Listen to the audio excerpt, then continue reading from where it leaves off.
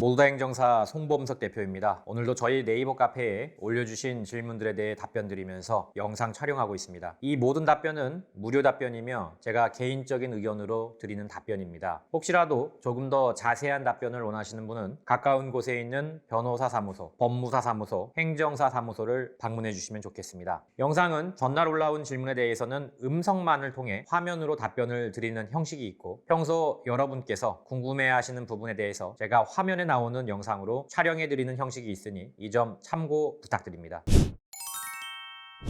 네, 9월 3일 금요일입니다. 9월 1일자에 올라온 글들에 대해서 답변 드리도록 하겠습니다. 자, 먼저 보리님, 삼진 908. 제가 실형이 예상되고 변호사 선임이 필요했다고 이제 했나 보죠. 너무 많으니까 좀 이해를 해주시고요. 오늘 법원 민원실에 여러 가지 내셨고요. 양형 자료 제출했습니다. 변호사를 선임을 해야 되냐, 바로 선임을 해야 되냐, 아니면 선고를 듣고 실형이 된다면 선임을 해야 되냐 이렇게 물어보셨는데, 일단 바로 선임하든 항소를 가시든 변호사는 면접을 하시는 게 좋습니다. 왜냐하면 항소를 할 수 있는 기한이 7일밖에 안 돼요. 그러다 보니까 굉장히 촉박합니다. 그래서 변호사 선임은 일단 1심 선고 전이라면은 일단 알아두는 것도 중요해요. 당장 선임할지 안 할지는 이제 그때 가서 결정을 하시고, 일단 어떤 변호사님을 물색을 하라는 물색 단계죠. 그러니까 어떤 변호사로 할지를 일단은 정해놓고, 그 다음에 혹시라도 실형에 가면은 바로 선임을 해야 되니까 그때 가서 물색하고 이럴 어떤 여유가 없습니다. 그러니까 일단은 변호사님하고 면담하세요. 면담한다고 상담료가 그렇게 많이 나오거나 그러지 않아요.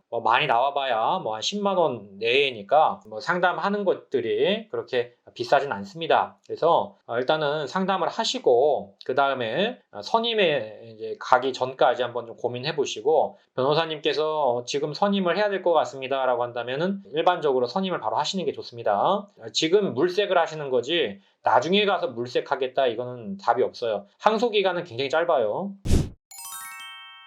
난웅님, 음주운전 초범입니다. 취소받고 다음날 경찰서에서 연락이 온 후 조사를 진행한 후 다시 연락 준다고 했었는데, 적발된 날에 일단 경찰서를 한번 갑니다, 일반적으로. 그리고 거기서 조사가 끝나는 게 아니고요, 다시 부릅니다. 그러니까 첫째 날 경찰서 가는 거는 갈 때도 있고 현장에서 돌려보낼 때도 있어요. 그거는 이제 경찰 재량이고요. 나중에 조사를 다시 받게 됩니다. 이제 피의자 신문 조서를 작성하게 되죠.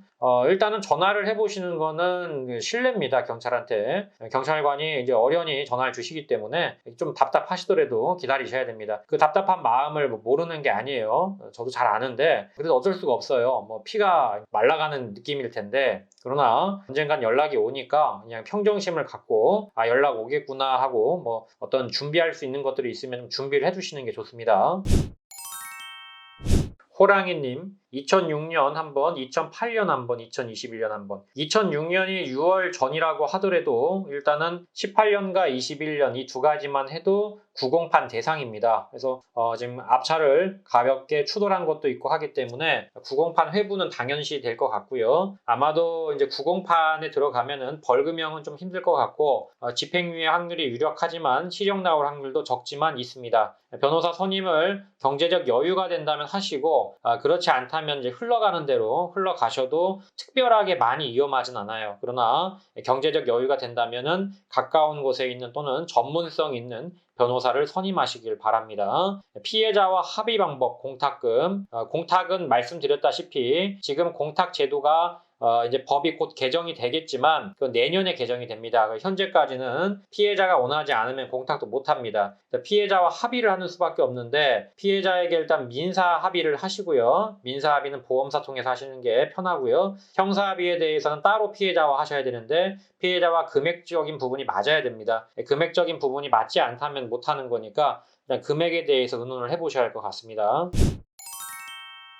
자, 음주사고 배상 책임. 음주운전 초범입니다. 저한테 답변 달라고 하셨고요. 과실이 더 많고요. 사고가 났네요. 음주운전자고 과실이 더 많다는 거죠. 뺑소니까지 했습니다. 경찰 조사를 받았는데 상대방은 그러니까 다시 좀 하면은 피해 차량이 뺑소니를 했다는 거네요. 그러니까 우리 쪽 차량은 지금 질문자님의 차량은 음주운전 사고고 상대방은 뺑소니다. 복잡한데요. 이렇게 되면. 자, 상대방이 나타나면 상대방 차량 수리비를 부담해야 할까? 이거는 각자 면책금이 나옵니다. 그러니까 상대방에 대해서 수리를 해주려면은 각자 면책금을 내야 돼요. 뺑소니도 면책금이 들어가고요. 그 다음에 음주도 면책금이 들어갑니다. 그래서 각각의 이제 보험사와의 관계이기 때문에 보험사와 어떤 이제 면책에 대한 부분이라 보험사 면책이 되기 때문에 보험사의 도움을 받으시려면 각자 자기 보험사에 면책금을 내셔야 되는 거고, 각자 면책금을 내기 싫다 그러면 각자 알아서 만나가지고 민사상 합의를 보시면 됩니다. 보험사 끼지 않고. 자, 상대방이 인피를 주장한다면 상대방 인피에 대한 보상도 해야 될까요? 그렇죠. 해줘야 되는데 다만 이제 과실 비율을 따져봐야겠죠. 우리 쪽도 다친 게 있으니까 상대방 과실과 우리 과실 따져봐야 되는데 우리 과실이 더 많다고 지금 나와 있어요. 근데 지금 뺑소니이기 때문에 이게 또 이제 과실 비율이 어떻게 될지는 또 따져봐야 할 것 같습니다. 지금 이제 보험사가 정확하게 나오지 않은 상황이기 때문에 과실 비율이 누가 많다 적다 하기가 좀 어려운 상황인 것 같아요. 특가법으로 적용 가능성이 있을까요? 뺑소니는 도주차량죄는 특가법이 맞아요. 특가법이 도주차량죄가 있고 또 위험운전 치상죄가 있는데 지금 뭘 물어보시는지 모르겠습니다. 본인의 죄에 대해서 물어보신다면 위험운전 치상죄에 해당될 가능성은 있지만 다만 뭐 상대방이 뺑소니도 했고 하기 때문에 아직 잡히지도 않았고요. 그래서 인사사고가 인정이 될 개연성이 높지 않을 것 같긴 하고요. 두 번째로 이제 상대방이 만약에 잡힌다면은 이제 그때는 얘기가 달라지겠죠. 이제 그때는 상대방은 무조건 뺑소니 들어갑니다. 이거는 특정범죄 가중처벌법 제5조 3에 따라서 도주차량죄가 성립이 되는 거고요. 이제 그때 만약에 뺑소니를 한 사람이 누워버렸다. 그렇다 해도 이거를 위험운전 치상죄로 하기는 사실 좀 어렵지 않을까 싶네요. 일단 도망간 사람이 더 문제 아닐까요? 집이나 실형 가능성이 클까요? 글쎄요. 뭐 초범인데 뭐 상대방 뺑소니고 뭐 실형까지 나오지 않을 것 같습니다. 일반적으로. 일단 상대방 죄질이 더 나쁘다고 봐요. 저는 뺑소니가 더 나쁘거든요. 처벌도 뺑소니가 훨씬 셉니다. 음주운전 사고 일진 경찰 조사 후 질문사항. 대물사고가 발생했고요. 음주운전 초범이고요. 자, 수사관 재량으로 면허 결격 기간을 2년에서 1년으로 하실 수 있다고 했습니다. 근데 이거는 실제 사례가 있어요. 카페에 찾아보시면은 꽤 많이 있습니다. 그래서 한번 카페를 뭐 찾아보시길 바라고요. 2년에서 1년으로 바꾸는 게 아니고, 그러니까 결격 기간이 2년으로 정해지는 게 아니고 정확히 이겁니다. 메커니즘이. 수사관이 2년 된 거를 1년으로 줄여주는 게 아니고요. 애초에 2년으로 가지 않고 처음부터 1년으로 가는 거예요. 뭐 대물사고 자체를 이제 없는 걸로 하는 거죠. 아니면 그냥 벌점으로 처리해가지고 벌점 10점 주는 대신에 이제 사고가 없는 걸로 하든지. 이제 취소가 됐기 때문에 이제 벌점은 의미가 없겠죠. 이런 경우에는. 자, 어쨌든 수사관 재량으로 2년에서 1년으로 하는 게 아니고 수사관 재량으로 대물사고가 없는 걸로 하는 경우가 있다 이 말입니다. 대물사고가 없으면 아예 1년이 되는 거니까. 자, 다음 질문은 경찰 조사 후 임시 면허증 주던데 이거 안 받겠습니다 라고 하고 바로 행정처분 진행해 주십시오 라고 말씀드렸으니 무조건 받아야 한다고 하는 얘기 맞는 건가요? 과거에도 제가 이거 그 영상으로 몇 번 얘기를 했어요. 벌써 한 10번 넘은 것 같은데 임시 운전 면허증을 꼭 받아야 된다는 법은 없어요. 근데 반대로 임시 운전면허증을 받기 싫을 때 그걸 반납을 하고 거기에 대해서 내 권리를 주장할 수 있다는 법도 없습니다. 그러니까 아예 법 자체가 없어요. 그러다 보니까 제가 이거를 서울지방경찰청에다 물어봤습니다. 벌써 한 4, 5년 됐는데 그때 경찰관께서 답을 하신 부분이 이게 법이 없다 보니까 재량으로 될 수밖에 없다. 일선 경찰서에서. 재량의 영역입니다. 그러니까 경찰관이 이런 경우들을 있어요. 임시면허증 주면은 그래 반납해. 내가 대신에 이거 도장 찍고 지방경찰청, 지금 경찰청이죠. 경찰청에다가 허락 받아가지고 얘기해줄게. 이렇게 하시는 분도 있고 그냥 경찰청 얘기 안 하고 그래요? 내일부터 운전하지 마세요 하고 자기가 처리하는 경우도 있어요. 그러니까 여러 가지 그 경우가 있는데 재량이에요. 재량. 법이 없어요. 아예. 그러다 보니까 일반적인 경우에는 경찰관이 그런 법 없으니까 나는 반납 못 받아줘요. 그냥 임시면허증 가져가세요. 이렇게 얘기하는 경우가 거의 8할 이상입니다. 이거를 경찰관들도 잘 몰라요. 사실은. 법이 있는지 없는지 모르다 보니까 그냥 원래 주는갑다 생각하시는 분도 많아요. 근데 경우에 따라서는 또 법이 없다 보니까 이거를 반납을 받아주는 경우도 있습니다. 그러니까 법이 없습니다. 이거 확실히 제가 예전에 물어봤어요.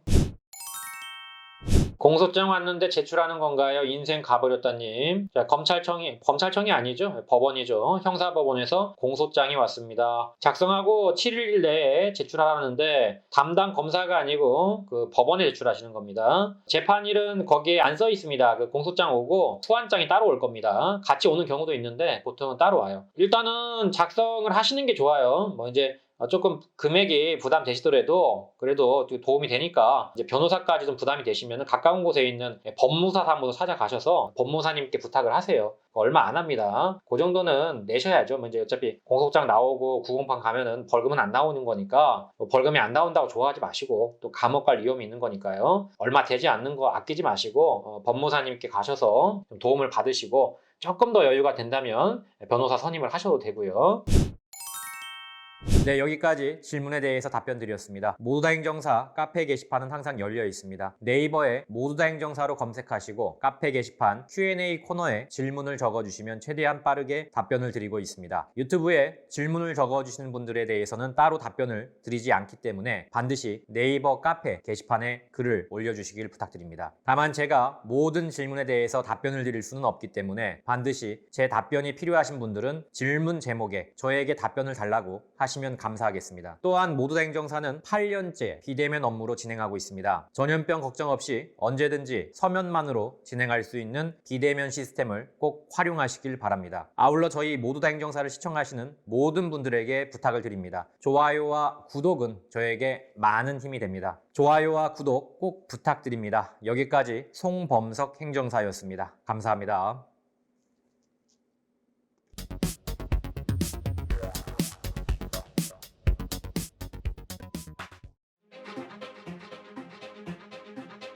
모두 다 감옥 보낼 수는 없는 거 아닙니까? 이 중에서 경중을 따져서 억울하거나 또는 경미하신 분들은 한 번 더 기회를 줘야 되지 않을까요?